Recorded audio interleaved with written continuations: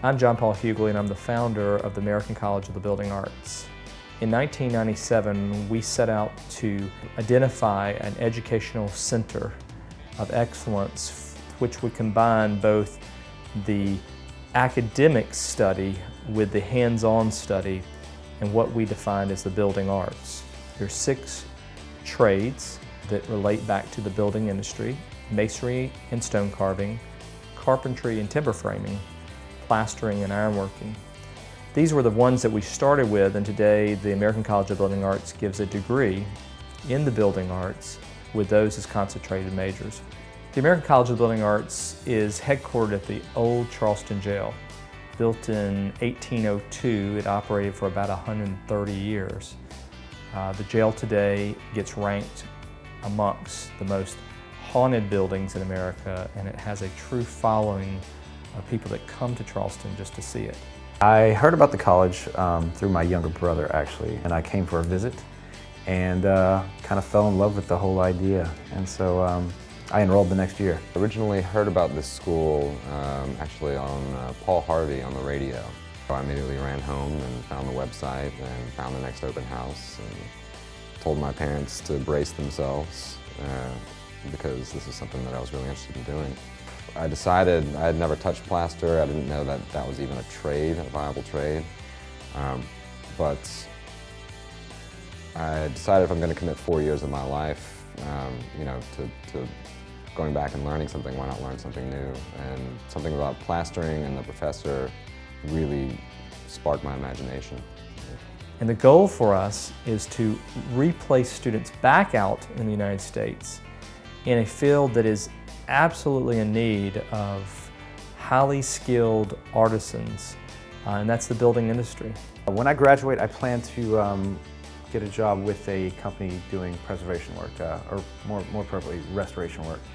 One of the things that attracted me to the school is the idea of marrying art and history, because those are, history especially being one of my interests, and art being one of my, as my father's profession, so I have a little bit of innate talent, I suppose, in that area. And so this whole idea of the school was a nice marriage of the two for me.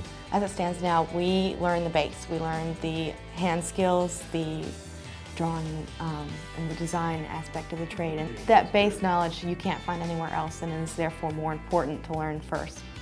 And to have that before you go and learn the other is really, that kind of makes it the point of our school. The American College of Building Arts is a very small school. It was designed to be that way. Its total build out in Charleston, it'll be about 180 students. And there's a reason for that. There's about 8 students to 1 workshop professor.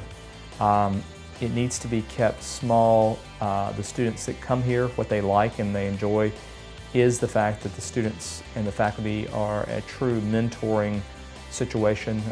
They get the attention they need. And that too makes us a very unique school in America. Students come with all kinds of backgrounds. We often are asked, do you have to have any construction or preservation background? Absolutely not. Our goal is to fill those voids. So some students come to us having been to another college, having worked in other areas before they get to us. Some come directly from high school. The unique part is they often don't come to us with a wide variety of construction experience. Our goal is to bring them to a standard. And in that process, we have a nice process that melds the unique diversity that the students bring to us. Diversity in all kinds of levels, their age, their economic background. We are always seeking diversity in every shape or form because we believe that helps the students inside the academic institution. Our goal is to simply make sure that our students know how to read, understand, and have a dialogue with architects. And that's why we teach drawing and drafting. That's why we have architects on staff teaching. It's a critical part of the program.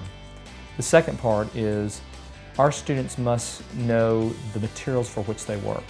They must know the science behind those materials, how those materials are formed, how they deteriorate. They must also know how to shape those materials and the tricks of the trades. They have to know all the detailing and the finishing of those materials. And those two very important pieces help bring quality architecture to the table.